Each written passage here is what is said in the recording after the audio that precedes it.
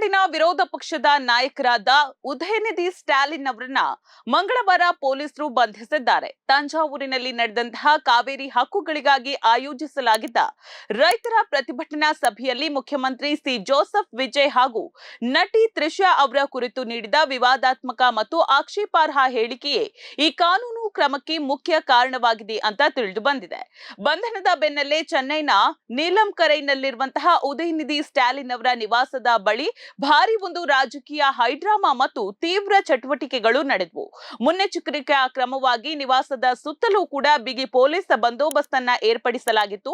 ಇದೇ ವೇಳೆ ಉದಯನಿಧಿ ಅವರಿಗೆ ತಕ್ಷಣವೇ ಕಾನೂನು ರಕ್ಷಣೆ ಒದಗಿಸುವಂತೆ ಕೋರಿ ಡಿಎಂಕೆ ಪಕ್ಷವು ಮದ್ರಾಸ್ ಹೈಕೋರ್ಟ್ನ ಮೊರೆ ಹೋಗಿದೆ.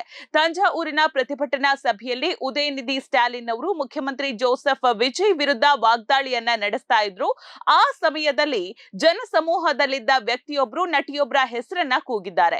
ಅದಕ್ಕೆ ಪ್ರತಿಕ್ರಿಯಿಸಿದಂತಹ ಉದಯನಿಧಿ ನೀಡಿರುವಂತಹ ಹೇಳಿಕೆಯು ದ್ವಂದ್ವಾರ್ಥದಿಂದ ಕೂಡಿತು, ಅಂದ್ರೆ ಡಬಲ್ ಮೀನಿಂಗ್ ನಿಂದ ಕೂಡಿತಂತೆ.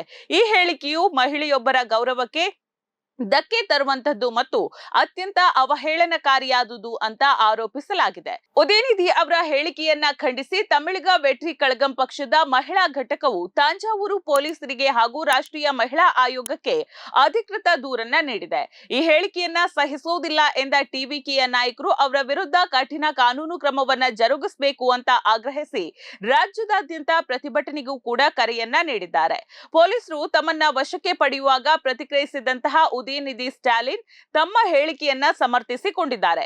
ನಾನು ಮುಖ್ಯಮಂತ್ರಿಯವರನ್ನ ಹೊರತುಪಡಿಸಿ ಬೇರೆ ಯಾರ ಹೆಸರನ್ನು ಕೂಡ ಪ್ರಸ್ತಾಪಿಸಿಲ್ಲ, ಯಾವುದೇ ಅಸಭ್ಯ ಹೇಳಿಕೆಯನ್ನ ನೀಡಿಲ್ಲ ಅಂತ ತಪ್ಪು ಒಪ್ಪಿಕೊಳ್ಳೋದಕ್ಕೂ ಕೂಡ ನಿರಾಕರಿಸಿದ್ದಾರೆ. ಸದ್ಯ ಪೊಲೀಸರು ಅವರನ್ನ ವಶಕ್ಕೆ ಪಡೆದು ಹೆಚ್ಚಿನ ವಿಚಾರಣೆಗಾಗಿ ತಂಜಾವೂರಿಗೆ ಕರೆದೊಯ್ದಿದ್ದು, ಈ ಬೆಳವಣಿಗೆಯಿಂದಾಗಿ ತಮಿಳುನಾಡು ರಾಜಕೀಯದಲ್ಲಿ ಇದೀಗ ತೀವ್ರ ಉದ್ವಿಗ್ನತೆ ಸೃಷ್ಟಿಯಾಗಿದೆ.